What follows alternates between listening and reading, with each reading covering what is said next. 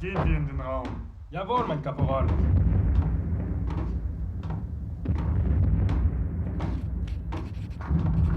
I daren't move too much, as my uninvited guests are only separated from me by a 10mm partition. Etwas gehört. Ich auch. I'm at the mercy of a careless mistake. I'm obviously at great risk. Frankly, my existence is no longer bearable.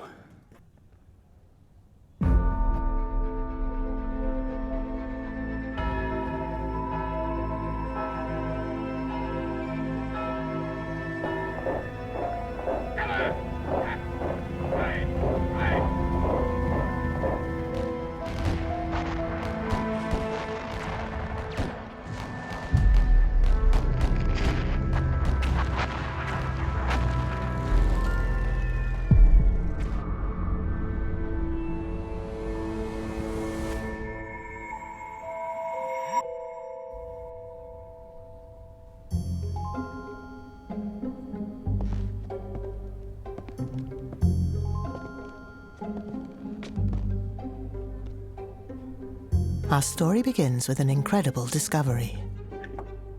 In 2018, by total chance, some mysterious notebooks were found.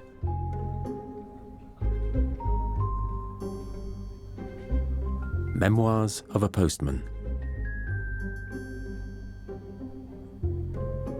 Nearly 2,000 pages covered with fine handwriting in pen and ink. An astonishingly well-preserved treasure, telling the story of a postal worker in Douai during the First World War.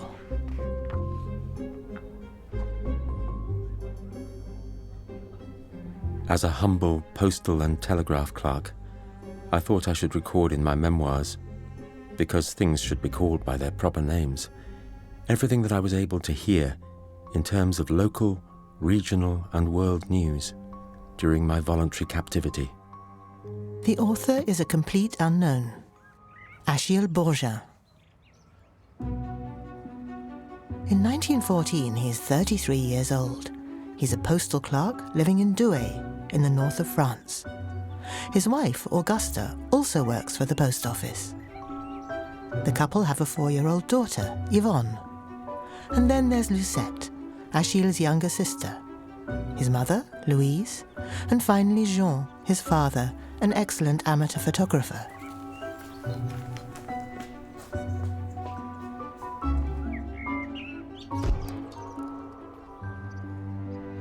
Achille also has a younger brother, Albert, who is 23. They're a close-knit, well-to-do family whose life is about to be turned upside down.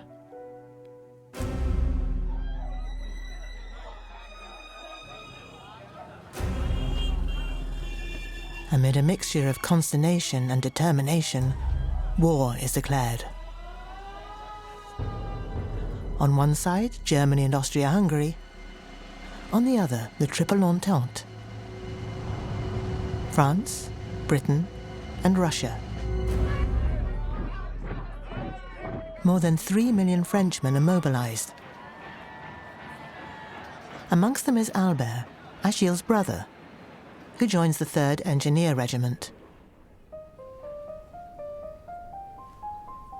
In Douai, in the north, Achille doesn't leave. He's been discharged due to tuberculosis, which doesn't prevent him from working at the post office. There was feverish activity. Within just a few hours, the volume of correspondence had increased 5-fold. The staff were run off their feet. Fortunately, there was no lack of dedication. Everyone understood that this was a serious moment for France, and there was no reason to balk at the task.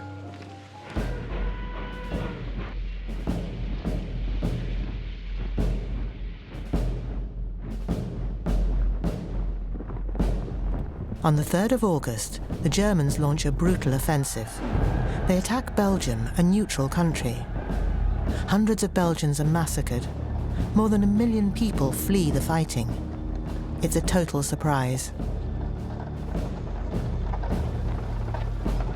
At the end of September, the pressure goes up a notch. A few kilometers from Douai, the Germans set fire to the town of Orchy.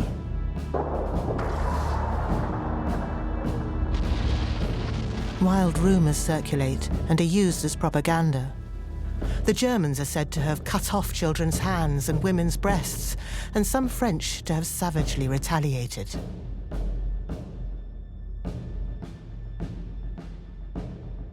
At 1 o'clock, I was taking a nap when I heard people running away down the street, shouting, "The Uhlans are in the Place Saint-Jacques."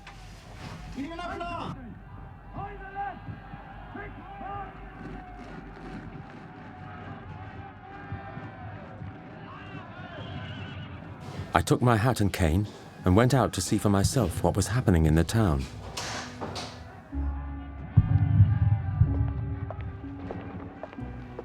In the Place d'Armes, my attention was caught by some infantrymen who seemed flustered. A machine gun had been put in position. Things definitely seemed to be going badly wrong. A young postman approached me. "Monsieur Bourgin," he said, "the post office was evacuated at 1:30. Where to?" I replied. "To Lille." Faced with an imminent attack by the Germans, all of the post office staff have to flee the town. I think the war will be over in a few months. I'm confident that we have the best army in the world. We should be fine, my friends. But nothing will go as expected. Suddenly, we heard gunfire very close by. Ye gods, what's going to become of us? A young man who'd been ahead of us a moment earlier was hit by a bullet. In the panic, Achille and his colleagues from the post office take refuge in the nearest house. They hide in the attic. Without having had any supper, we lay down on the floor to sleep, with only a ladder for a pillow. None of us could close our eyes. Shots rang out at every moment. During the night, at around 1:45, the 3 doorbells of the house rang. 9 men invaded the dwelling. "The Germans are here." One of the soldiers probed the walls and stabbed the mattresses with a small lance. Of course, the attic wasn't spared. Luckily, our hiding place remained undisturbed.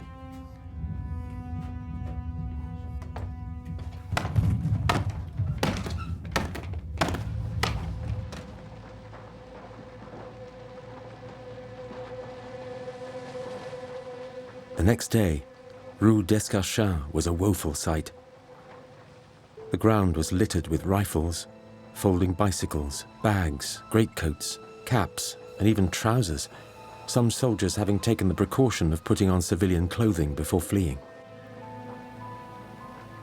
5 or 6 French soldiers lay dead in the vicinity of our retreat.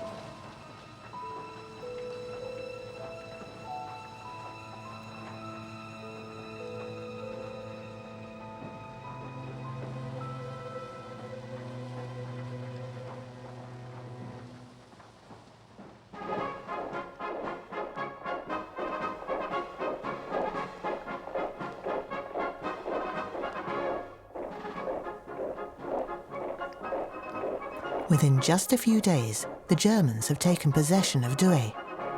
And very soon, the victors are laying down their laws.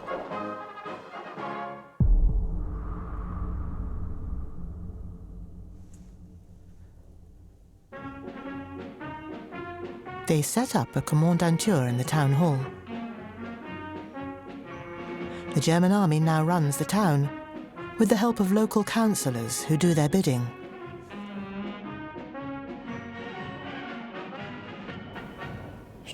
I can't believe it. The town fell in one day. It's incredible. Douai was occupied by thousands and thousands of Germans. Outside our hiding place, we didn't feel safe.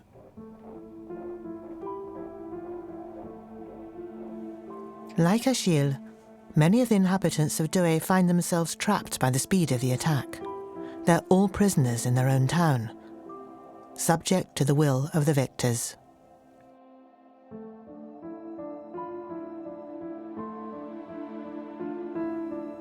In the streets, most of the people who are left are elderly, children, many women. But there are also men of fighting age. The Germans are wary of them. 4 French soldiers were discovered by a search party, who dragged them out onto the pavement. There, they were forced to kneel down and made to shout, "Long live Germany, down with France." In October 1914, northeastern France falls to the Germans. 10 départements are invaded. 2 million French find themselves prisoners behind an impassable front line. Each side hopes to defeat the other by means of a rapid maneuver, but in the invaded zones, this optimism is far from being shared. Douai becomes a garrison town. It has 6 barracks and houses up to 10,000 German soldiers, 12 kilometers from the front. Kaiser Wilhelm II, Commander-in-Chief of the German Armed Forces, visits the town on the 1st of November, proud of his new conquests. Frankly, inundated as we were by German troops, we couldn't think of returning to our respective homes, and our hearts were in our boots. Our refuge of October 1914. Imagine an area of around 10 square meters, covered by a sloping tiled roof with only a very small opening to the outside world. Suffice to say, we were pretty much in the dark. Very discreet apartments with rooftop views, to rent, reasonable prices, games room, dormitory, refectory, reading room. Viewable to everyone. But the Boche.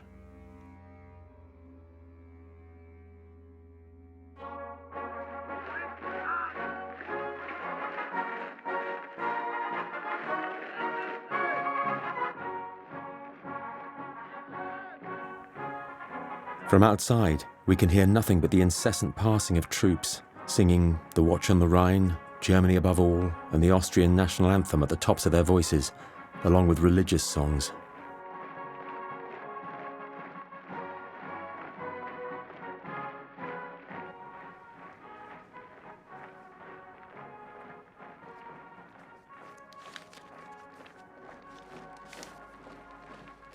My wife, who's been living with her parents since the 1st of October, tells me that uninhabited houses are being pillaged on all sides.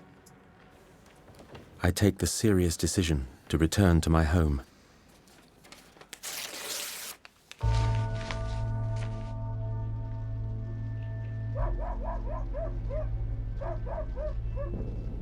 At dusk, my father comes to get me.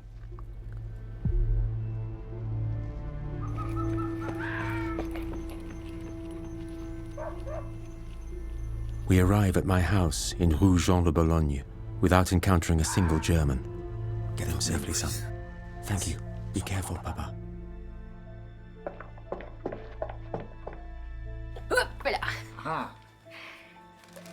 I'm able to enjoy the comforts of home.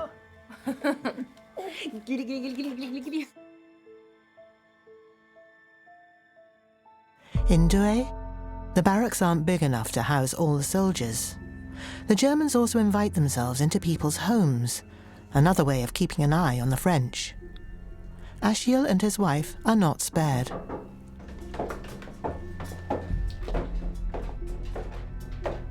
Two helmeted soldiers made their entrance.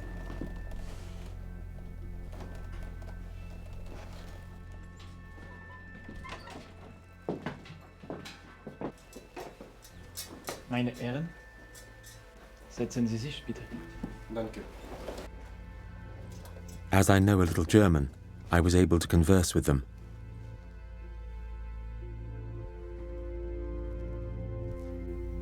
Wasser? Ja.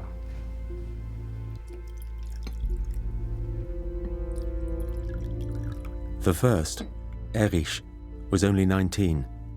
The second, Franz, 23. They told me that they'd come from Ypres, where the French had broken through. They added that they were all totally exhausted. Between enemies, forced to live together under the same roof, a strange kind of familiarity ends up developing. In the evening, Franz marched around in front of us in Prussian style.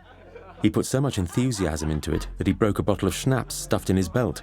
The liquid spilled out and there was general laughter.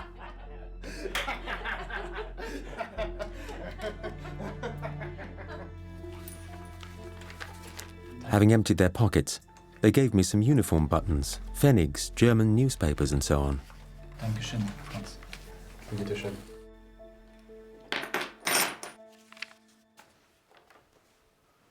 Thanks to these newspapers given to him by the Germans, Achille is able to glean valuable information, which has become rare. Because, like him, many people in the north and east are cut off from the outside world. Unlike Free France, which is weighed down with millions of letters written by families and soldiers, in the occupied zone, the postal services have fallen into the hands of the Germans, depriving the inhabitants of any news. Achille and his fellow postmen find themselves out of work. And in these towns, deprived of mail and newspapers, rumours are rife. News is spreading around town that the Japanese are willing to send 500,000 men to France, with free postage and packing. All they want in return for this service is French Indochina. I may be overusing the expressions "they say," "we hear," and "it seems," but if I confine myself to news that I'm certain is authentic, well, frankly, I might as well stop writing my memoirs.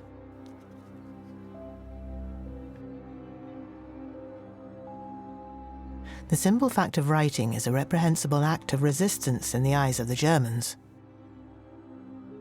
If they discover his diary and the notes he's taking every day, Achille risks a minimum of several years in prison, or worse, the death penalty for espionage.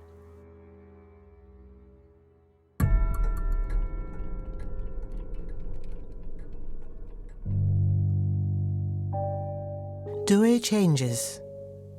The town becomes Germanized. In the invaded département, signs in German spring up on every street corner. The official time is set to that of Berlin. The Kaiser's portrait hangs in all the schools and town halls.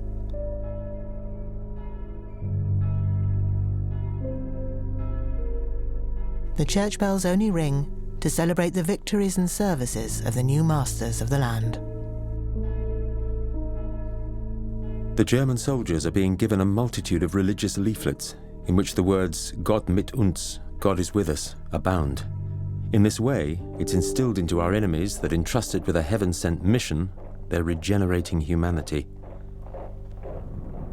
Those who die in battle are martyrs to the faith.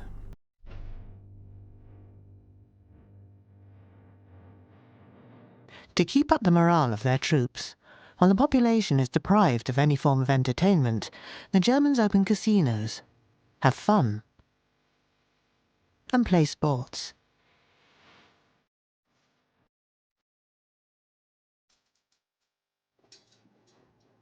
But the ordinary soldiers only have a few days' leave to enjoy them. When it came for them to leave, they were very emotional. Achille. One of them felt moved to tell me, "I've never had the slightest animosity towards you. I hope that your brother comes back safe and sound from the war, and that your health improves."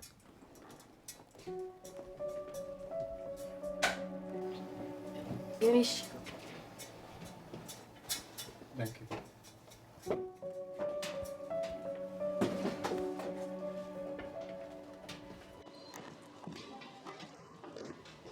They say that after the war, if they make it, they'll write to me to let me know that they've got back to their homeland.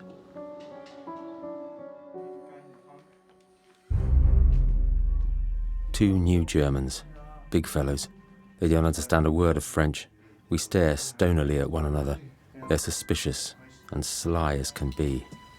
I hate these filthy Bosch. They're true Prussians, through and through. We'll have to be on our guard. Since the 10th of December, I've seen more than 50 soldiers parade through my house. How painful it is to see your home being trampled upon by the enemy. I'm starting to think that you can catch rabies without being either bitten or wounded.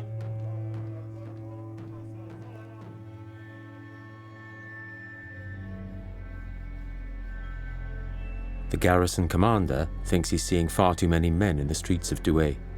Watch out for a dragnet. Great emotion in town.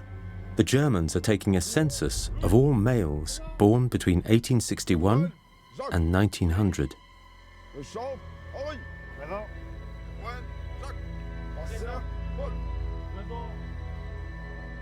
On the 15th of February 1915, on the orders of the authorities, the people of Douai assemble for a roll call. There are 1,700 men present, and one absent. Our postal clerk. By refusing to participate in the roll call, Achille is taking a risky decision. Now officially absent from Douai, he becomes an outlaw in his town and in his own home. I didn't declare myself, because I don't recognize the Germans as having the slightest right over me.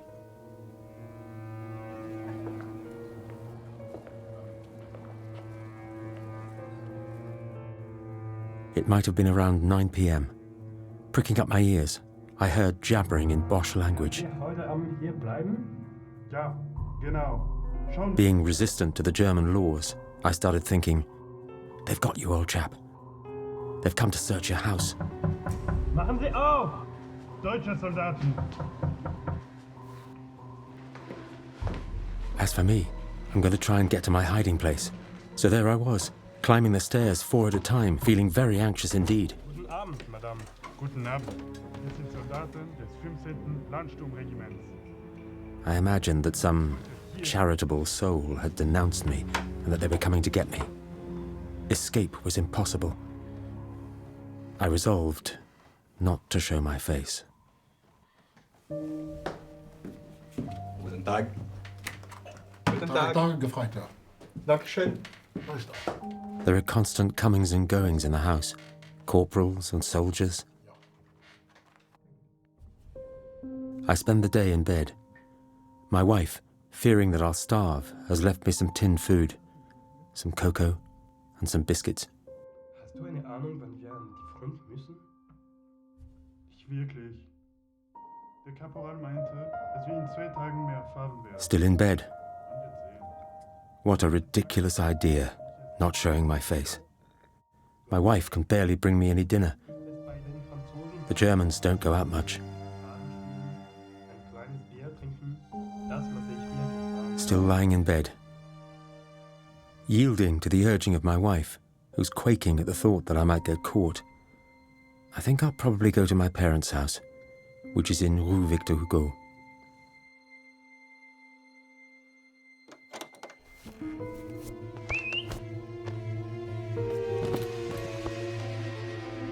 At the end of the afternoon, I'm on my way to my new home.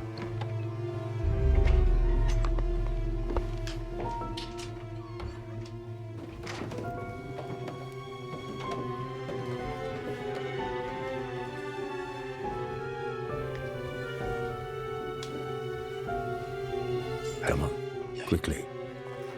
Achille's excursion will only take 10 minutes, but it's dangerous. If they're stopped, he and his father could be interned in Germany.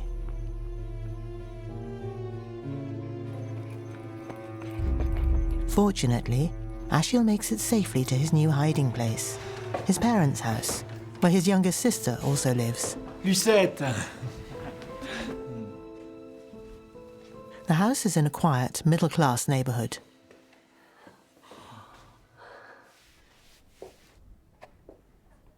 Achille occupies a makeshift bedroom under the eaves. Only his hiding place is about to be plunged into the heart of the German system. Achille draws a plan. The Bourgins' house is a few meters from the École des Mines, which has been turned into a hospital for wounded Germans. The surrounding houses are all occupied by soldiers. But faced with this constant threat, Achille has a major asset: his father. Are you ready? Jean is an amateur photographer, well known throughout the region. During these first few months of the war, he becomes a reporter. That's perfect. His photographs are scattered throughout Achille's notebooks. As the pages turn, we can see that he knew how to make friends of the enemy, how to make contacts. He even photographs the German cemetery in Douai.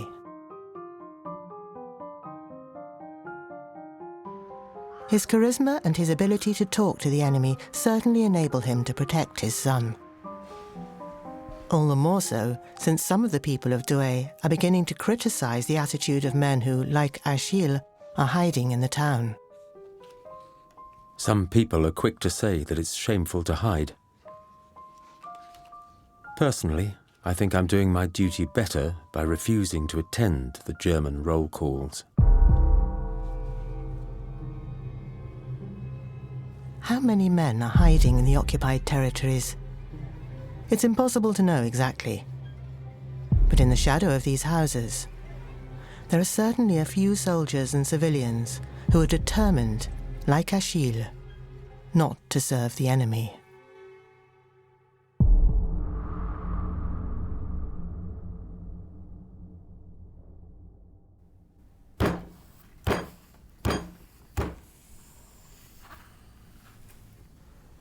I'm French, and I do not wish to obey the Germans' orders in any way.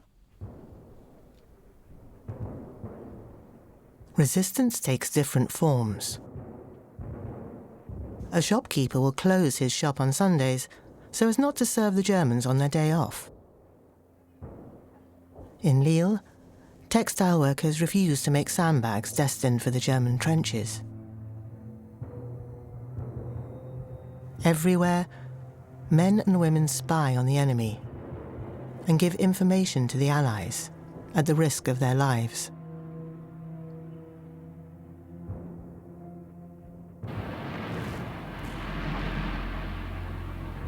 On the battlefield, the front is bogged down. Everyone is now camped in the trenches. This is intolerable to the French General Staff, who step up attacks. 5 offensives in 1915, 360,000 dead, without much result. And still no news of Albert, Achille's brother. In the occupied département, snatches of information can be found in the Gazette des Ardennes. This newspaper, controlled by the Germans, occasionally prints a list of French prisoners who are still alive, or dead soldiers. Added to the agonizing lack of news is the increasingly oppressive perception of the horrors of the war, spread by the Germans themselves. A German soldier who spoke our language perfectly said the following to my father. I've just come back from the front, where I took part in several battles. The sight there is unimaginable. He added, the French artillery is decimating us. When the shells start to fall, the soldiers cry out, "Mercy, mother, father." When the French lose 2 men, we lose 20 to 25. Trenches are sometimes filled with corpses, which are buried just 50 centimeters beneath the ground. When the hot weather comes, the decomposed bodies are going to spread epidemics. This is the macabre reality of the front.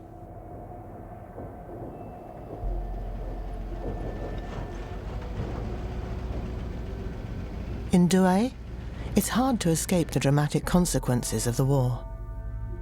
Many of the public buildings are turned into makeshift hospitals. Both German soldiers and Allied prisoners are treated there.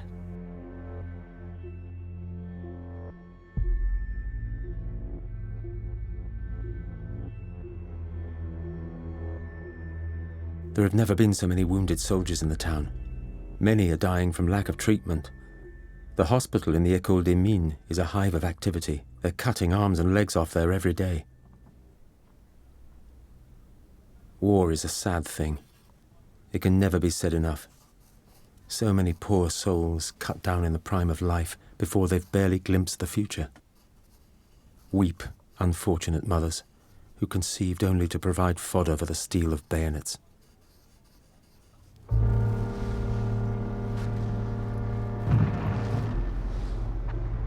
The war is also being fought at sea. The Allies impose a naval blockade. Deprived of Russian and American wheat, the German people are starving, sacrificed in the name of the war effort. For Germany, the occupied territories have to provide for its needs at all costs. The Germans are quietly harvesting the fields around Douai. A poster in the town informs us that they'll be taking 4/5 of the crop. The remaining 1/5 will be graciously left to us for our consumption. Thank you, Mr. Bosch.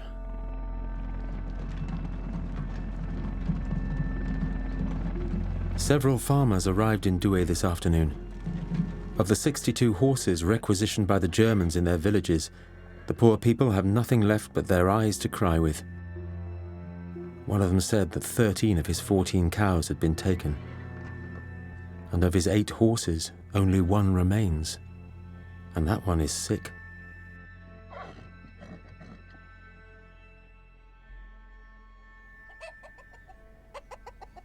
A voluntary prisoner, I keep myself as busy as possible and take an interest in things I wouldn't have bothered about in normal times. I currently have a small chicken to keep me company. I've become a farmyard animal trainer. What won't I have done by the end of the occupation?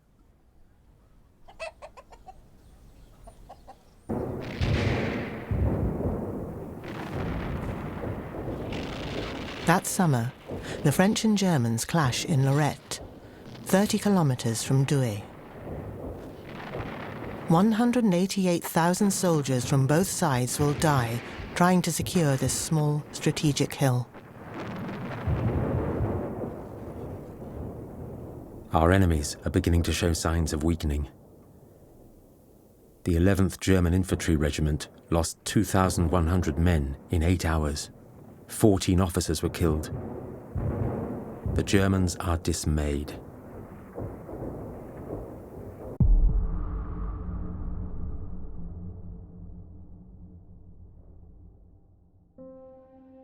For my part, I'm far from being in good order with the German authorities, and the longer things drag on, the more likely I am to become acquainted with the iron fist of the Boche.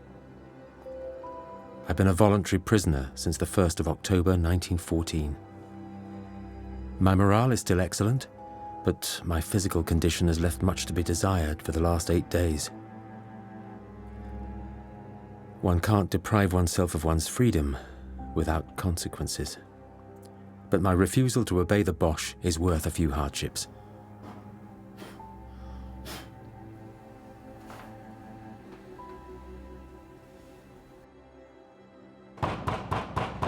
Aufmachen!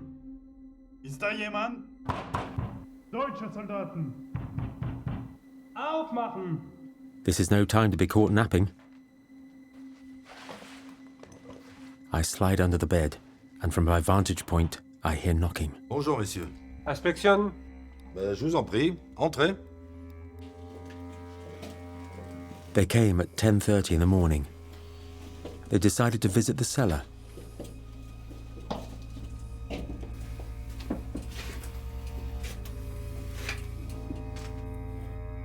Seeing a table upon which were placed various bottles containing chemical baths, a bowl, a lantern, etc., they talked about photography.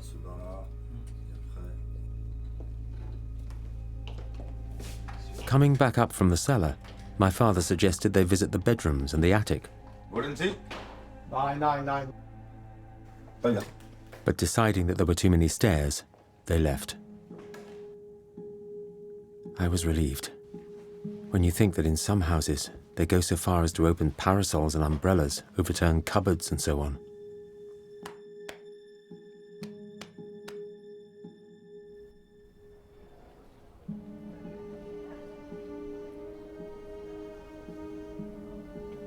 11th month of occupation. It's like a bad dream. To think that we assumed, to begin with, that the war would last no more than 4 or 5 months.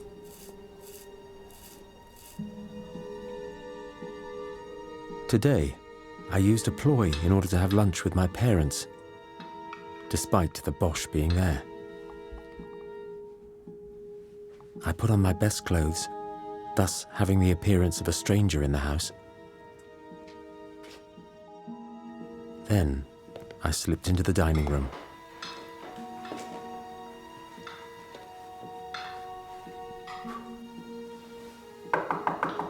Oui. Monsieur Bourgin, bonjour. Bonjour. "Gentlemen, may I present Monsieur Douai, a friend," said my father.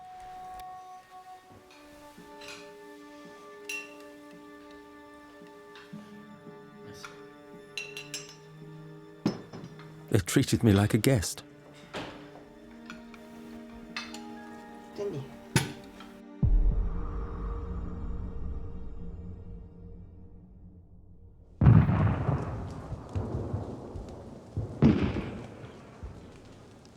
The rumbling of the cannons hasn't stopped for a second, to such an extent that the noise seems to belong to the natural world around us.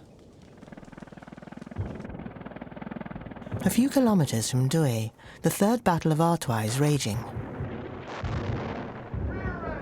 With the help of the British Army, based in the north of France, Marshal Joffre wants to break the German lines.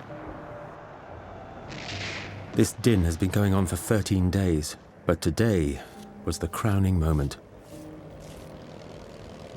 At around 2:15 in the afternoon, a squadron of planes flew over Douai. They headed towards the station, spreading terror as they went. 15 bombs were dropped. The Battle of Artois ends in another failure. The Germans retreat by just 2 kilometers, while the Allies suffer heavy losses. Today is the anniversary of the capture of the town. What misery we've endured so far, and it's not over yet. The poor invaded people look like death warmed up. It seems that on the other side of the front, the stoicism of those under occupation is being praised. We have to be stoic and smoulder in silence, because what can we say or do?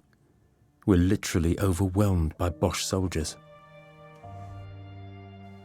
The enemy doesn't hesitate to monopolize food supplies.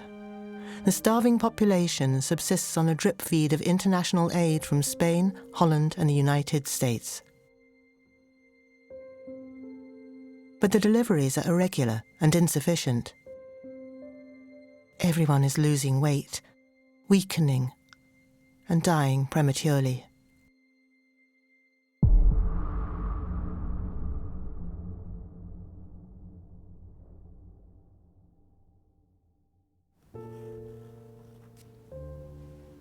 I am, and I will remain, set against the German law. And yet, God knows what I've had to endure so far in order to satisfy my patriotic stubbornness. The threat of being heavily fined, of being imprisoned, or shot. Nothing will deter me. My conscience is clear. Death can come. I do not fear it.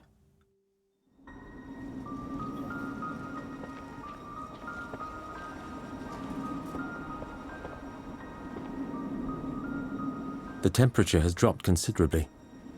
The roofs are covered in white frost. I sincerely pity my compatriots in the trenches.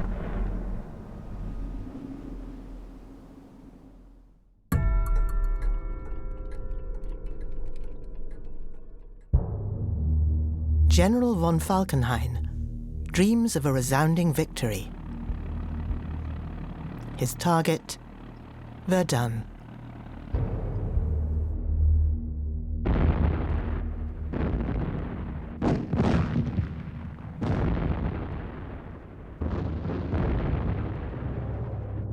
On the 21st of February, the battle begins in a hail of iron and steel. 2 million shells are fired in 2 days. 1 explosion every 3 seconds. the French troops are massacred. Fort Douai falls to the Germans.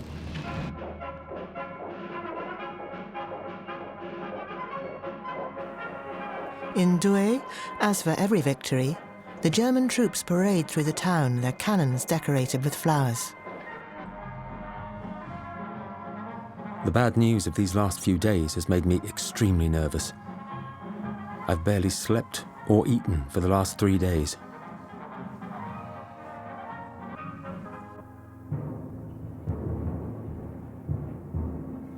Verdun has a lasting effect on French morale. 7 out of 10 soldiers are sent to fight there. The battle brings 2,300,000 combatants together in one place.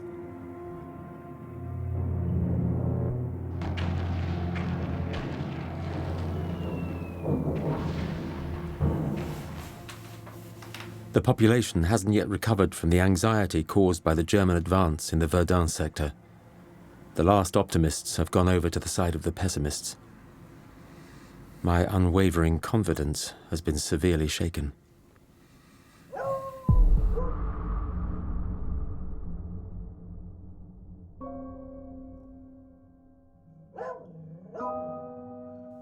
Many people are killing their dogs to avoid paying the German tax. Cats are to be kept indoors. This isn't a joke, but the text of posters that have just been put up around the town. People who want to dispose of their doggies will have to take them to the Kommandantur.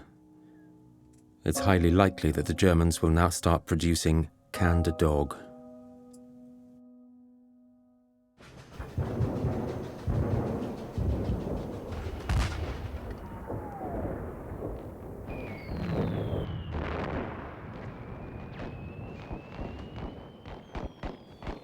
In Verdun, the immense battle gets bogged down and drags on. On average, 1,000 men die every day, both German and French.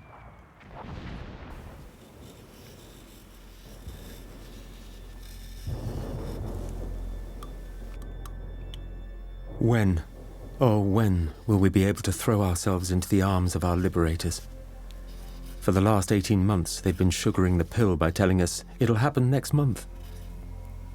If this carries on, we'll all be dead before we see the first French army caps. The German soldiers that we see in town look miserable. Their faces are pasty. They've had enough. The same officer who announced a few days ago that 500,000 Germans would be marching on Verdun is now down in the dumps. He just told his landlady that war is such misery and that he's had so much work to do and is so badly fed that he's decided to hang himself.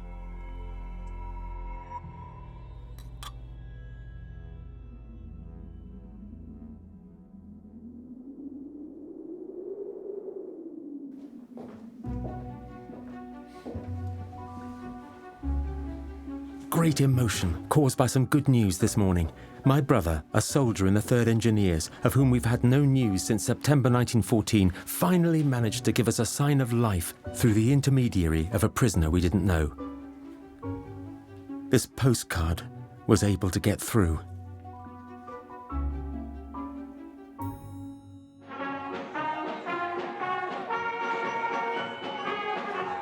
It's scandalous to see the crowds flocking to the park in Porte de Valenciennes on Sundays and public holidays, while the Bosch military band plays on the bandstand.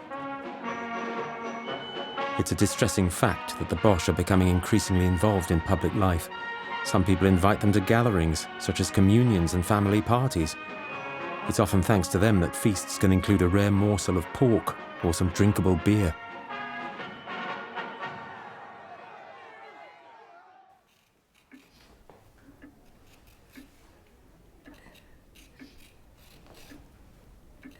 Basic foodstuffs are either unaffordable or totally lacking. A quarter of beef costs a fortune. People are fighting in the markets to get their hands on pieces of tripe. Why not admit it? We're literally starving. People are melting away like butter in a frying pan.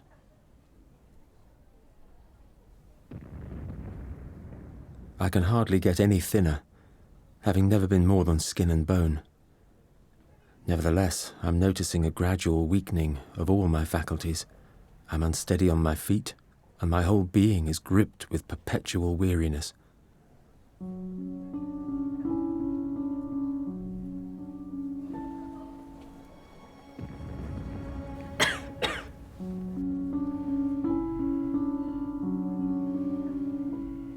My wife hasn't been able to get used to the debilitating diet imposed upon us, and is now suffering from enteritis, which is only getting worse.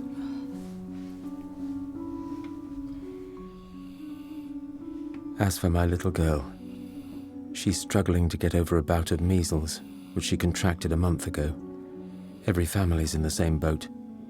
Infant mortality is very high. It's enough to make you shudder.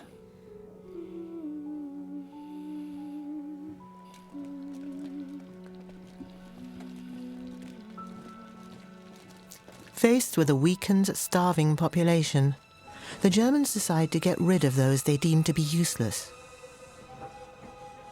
The destitute, women, the sick, children, and the elderly. Trains are chartered for them, bound for unoccupied France. In total, 500,000 people are evacuated.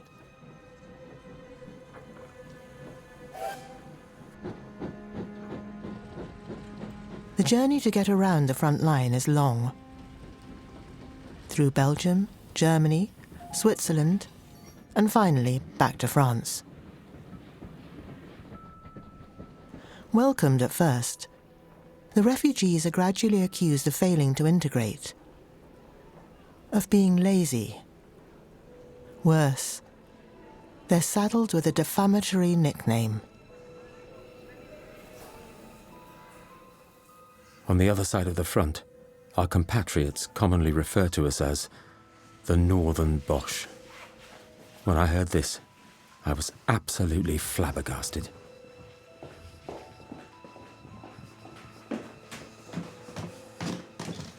Since the 14th of October 1914, there's no suffering we haven't endured. Do we have to be insulted into the bargain? In what way are we to blame?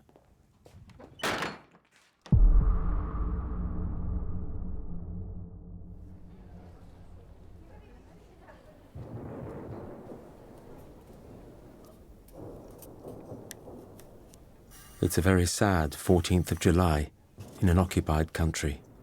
Not a single French flag in the windows.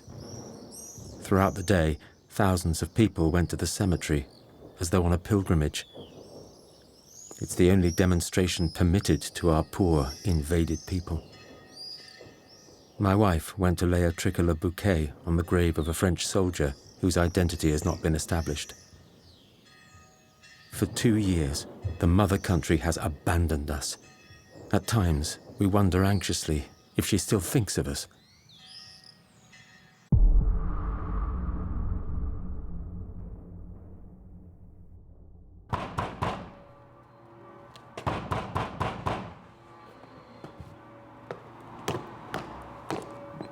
Schneller!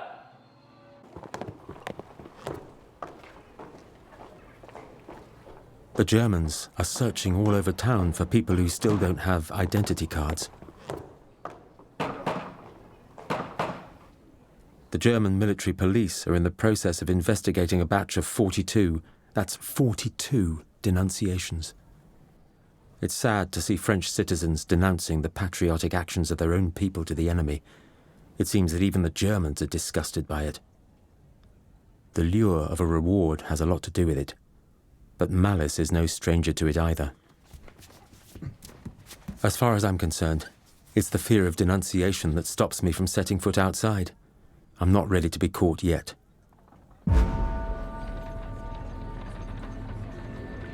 1916 marks a turning point in the occupied zone. After 2 years of war, Germany has a serious shortage of manpower. But the enemy needs workers to dig trenches, cut wood, and maintain the roads.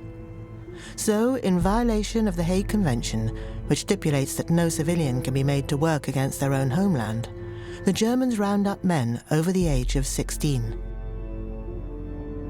Those who rebel are severely punished. Whether they volunteer or not, these workers have to wear a red armband.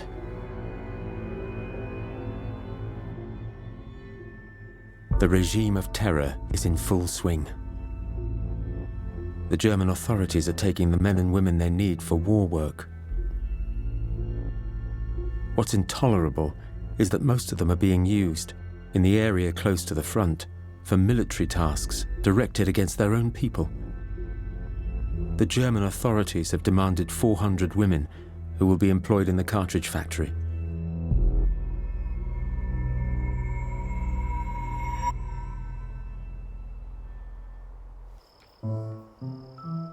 For the last few days, as soon as night spreads its veil, I've been venturing into the courtyard, and there I pick up a foil and fence against a wall, until tiredness brings me to my knees.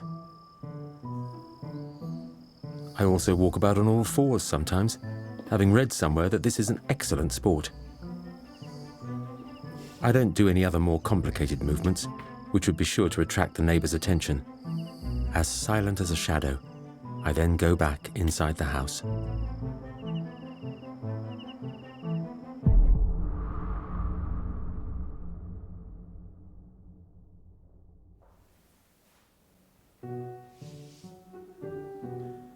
"17th of December, 1916, 609th day of occupation. I turned 35 today. Merci, ma chérie. But since war years are twice as long as normal, it'd be more logical to say that I'm 37.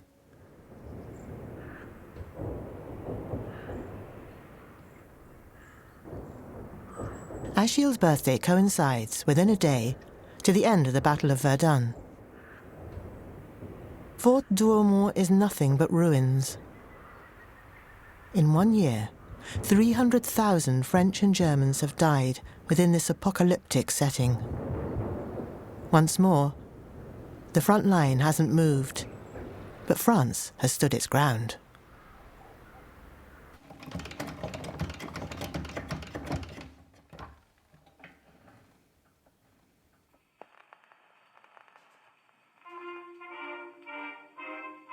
We emerged from our torpor to celebrate the latest success at Verdun. I was so moved that I had to hold myself back from crying like a baby. The head of the German Kommandantur, who lives opposite our house, would have been greatly edified if he'd heard us.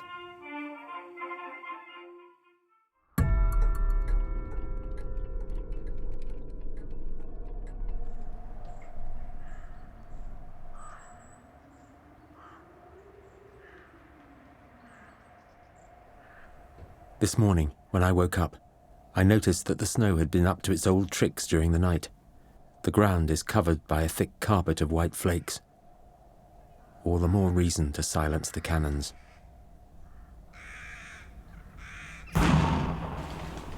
In the neighbourhood, the Boche are spending their leisure time shooting birds.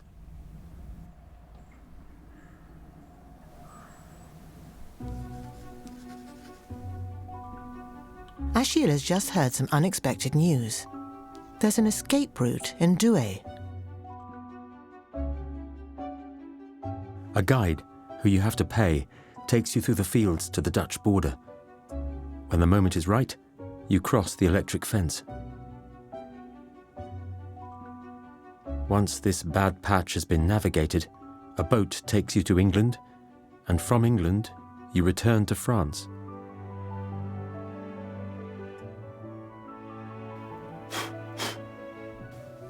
This eventful journey takes 3 weeks.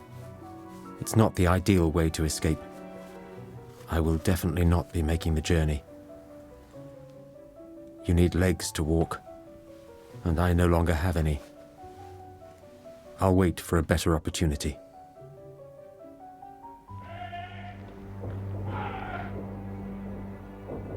A few days later, the leaders of the escape network are arrested in Douai.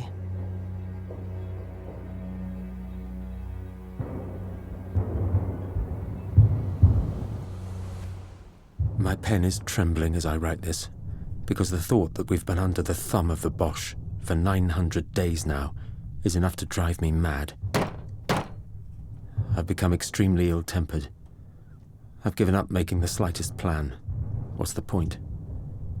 Our situation has become intolerable. Are they aware of this in non-invaded France?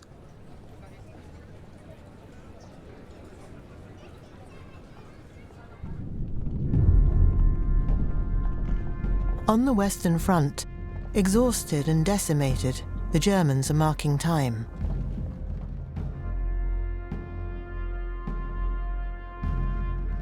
After having lost 1 million men in Verdun and the Somme, General Hindenburg decides to make a strategic withdrawal behind a line that's easier to defend.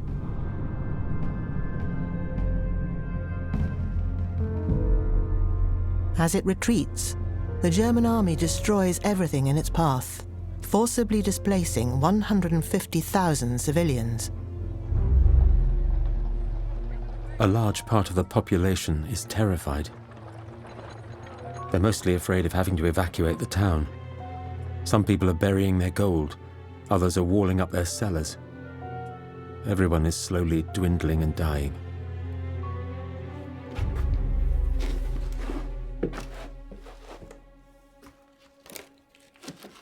I've found a hiding place in which I've gathered together some trinkets and writings that are important to me.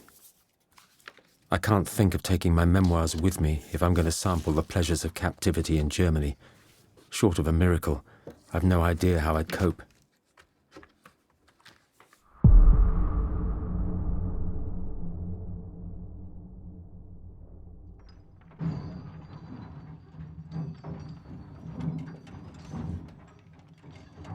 This morning, I learnt to my amazement that numerous teams of soldiers are taking everything made of metal from people's homes. Pendulums, candelabras, tubes, zinc baths, busts. The silverware is no exception. It's organised pillage. The truth is simple. The Germans need bronze for their shells.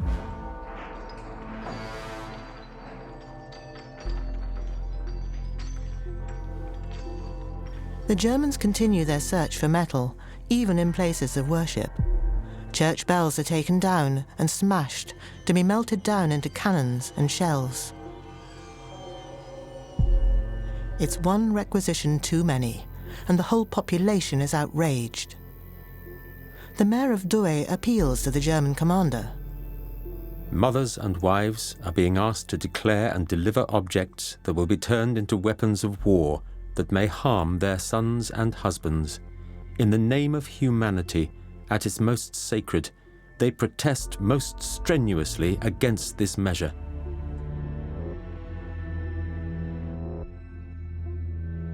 In response, the occupying force imposes fines, prison sentences, and stricter curfews.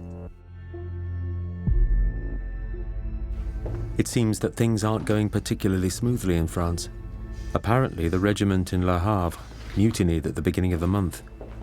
In June, 4 other regiments are said to have done the same. That summer, the repeated deadly offensives lead to the demoralization of the French troops. Patriotic, decorated veterans now refuse to die for nothing.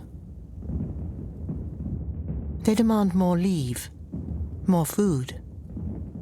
49 of them are shot. The rebellion also affects the Germans.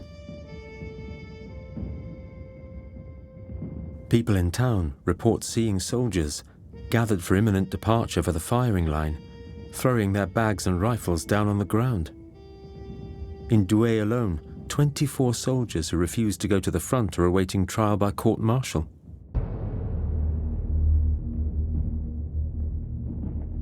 Achille's only hope, the United States' entrance into the war, is soon swept away by an accumulation of bad news.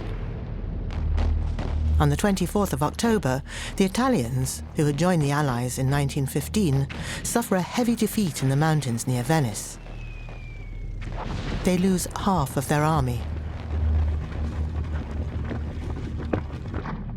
At the same time, the Bolshevik Revolution triumphs in Russia. Lenin takes power.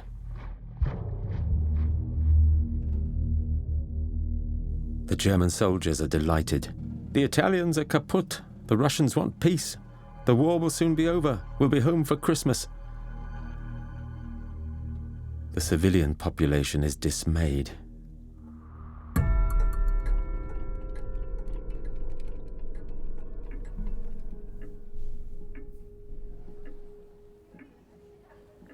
The town is in turmoil. The worst thing is that I think they're going to force my father to leave Douai. It's the beginning of a total evacuation. The inhabitants of Douai are summoned district by district by the German authorities. My father, my mother, my sister, and my little girl have to go to the commandantur. No good will come of this. More than ever, the sword of Damocles is poised, ready to fall on our heads. The first batch of residents, summoned this morning, were informed verbally and as one that they'll be evacuated immediately to Belgium. My father came back dismayed. If only he'd been allowed to go to France. At their age, to be chased out of their home like this. It's hard to accept.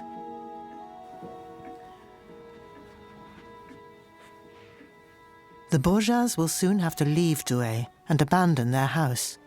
Achille, without valid papers, risks being discovered. Prison, forced labour, or even worse, the death penalty, loom over him once again. Try as I might to keep my chin up. I'm pretty despondent. Who wouldn't be? To have held out for 41 months, then be on the verge of being caught.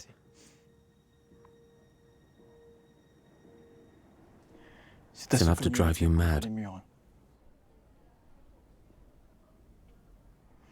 Thoughts of suicide are running through my head.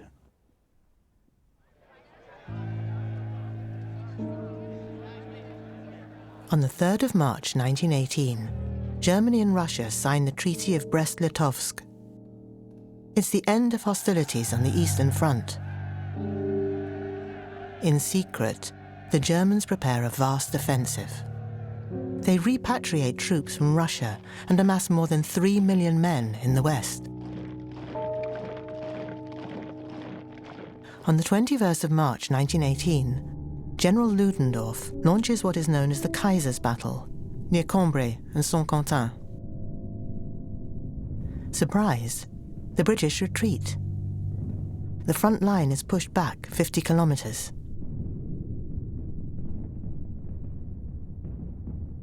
In town, optimism has gone out of circulation. People meeting each other are saying, "We're done for. We're going to become German." How guilty our government has been.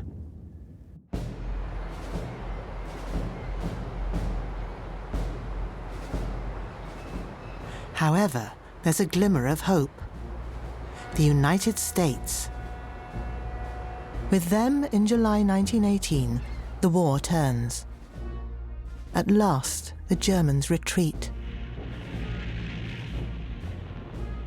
But some départements, still in enemy hands, are under even more constant attack from the Allies. They say it's finally time for the big offensive, said my father. Peut-être. Maybe, I replied. But I've heard that a dozen times before. Alas. We were about to quietly sit down to dinner when an all too familiar whistling sound put us on alert. In the space of 20 minutes, we had to go down to the cellar 4 times. These English spare nothing. It's always the little people who suffer.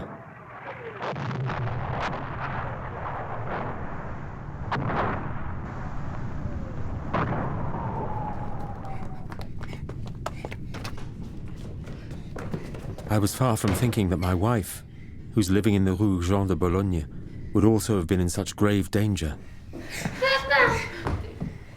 It'll be all right. It'll be all right. My frightened little girl told me all about it. It's mostly the whistling of the bombs that terrifies her. She has tears in her eyes just talking about it. It's no exaggeration to say that the wings of death just brushed every member of our family.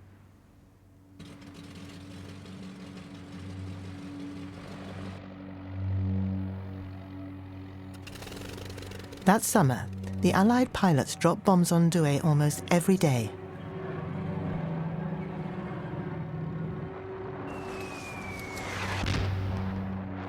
In his notebooks, Achille records the impact points around him and lists the civilian casualties. 39 deaths in 2 months. The 2nd of September. Around 2 p.m, the Boche posted evacuation orders for the civilian population around town. The Allies have just begun the final assault. The Germans evacuate all the towns near the front line. It's the final blow for the local population. In Douai, 14,000 people are forced to leave their homes. This news has left me in turmoil. What will become of me? I take my false identity card, with the signature and stamp copied from a genuine one. There's nothing missing. The evacuation begins. We leave around 10 p.m. Shells are falling all around us. Columns of evacuees pass by. It's heartbreaking. The lucky ones have handcarts. Others have nothing but a suitcase or a bundle on their backs. I see a woman being dragged along in a wheelbarrow by her husband. The moving sea of people is flanked by Uhlans. Is this really the 20th century? I can't believe it.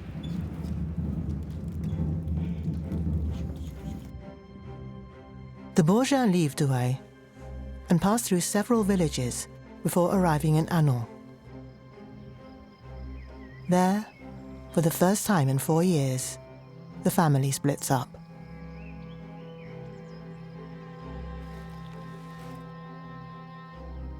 My parents set off around 3 p.m. for Pérouet in Belgium. The condition of my sister, who is unwell, requires them to retreat further.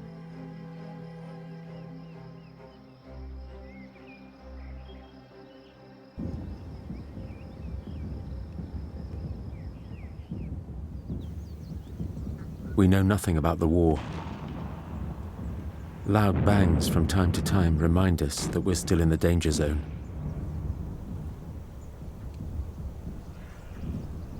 My parents are safe in Pérouet.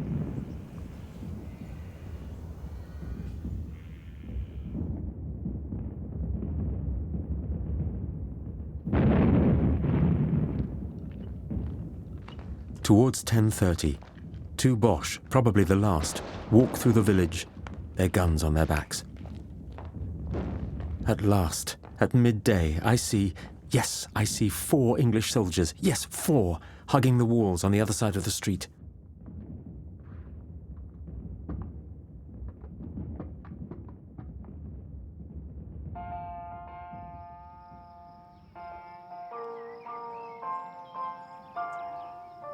The person who's giving us lodgings plays the Marseillaise and the British national anthem on the piano.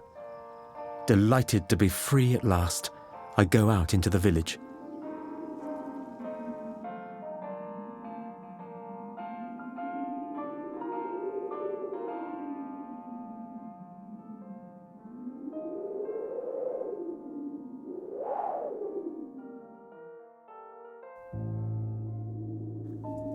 At midday, we enter Douai. There's not a civilian in the street. Doors are standing open everywhere, windows broken. Our house is still standing, but the inside is in a pitiful state. Most of the furniture has gone. My little museum, of which I was so proud, has been wrecked. My shell collection has gone. Everything's been chopped up, broken, smashed to bits. Excrement in every room. We are the only inhabitants in the street, which has 80 houses. I visit my parents' house. As pillaging goes, it's a thorough job. My brother is still alive, and has marked his passage by writing on all the mirrors in the house, "My poor parents, how you have suffered. Albert, 26th of October, 1918.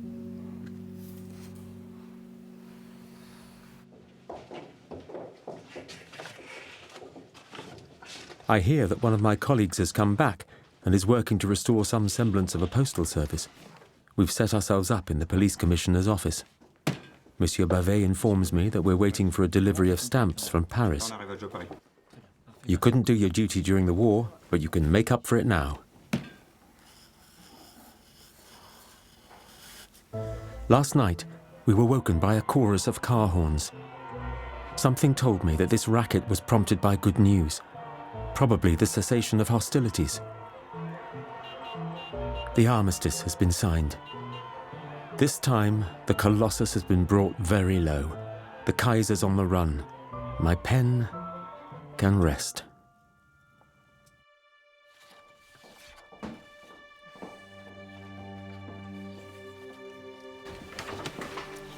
Bourgin, venez. This morning, my colleague Bavet came up to me, looking concerned. Écoutez, je suis vraiment... Bourgin, he said to me, Je viens d'apprendre pour votre mère et votre I sœur. have some bad news. Elles ont été... Your mother and your sister were killed by one of the few shells that fell on Pérouet on the 3rd of November 1918. Concernant votre père, As for your father, who was very badly wounded, the Germans have sent him to the rear. Be strong. Bourgin, My grief is immense. I'm literally stunned. Devastated. Achille, As if we hadn't suffered enough during the war. tout va bien?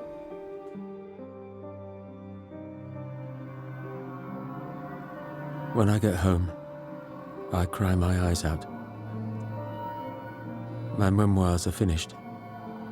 Nothing interests me anymore. Oh yes, we won. But at what price? I used to believe in something. Now I don't believe in anything.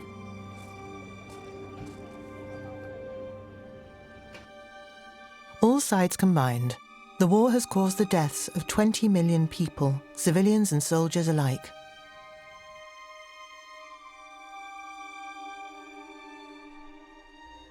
In France, it's time to return home, with a mixture of joy and apprehension.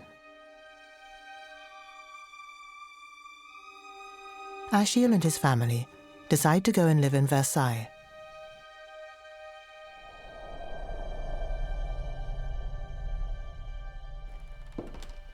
Achille spends 2 years going through his notes and putting them in order, adding newspaper articles, drawings, and photographs. An immense job.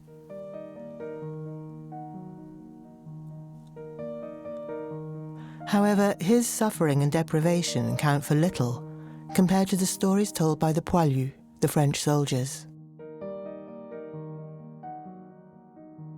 While the French celebrate their heroes, Achille and the hundreds of thousands of men and women in the occupied département are already being forgotten.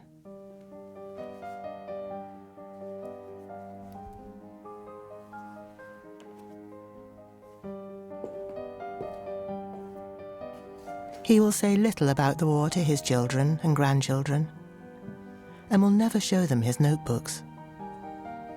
I have no regrets. I did what I thought was my duty.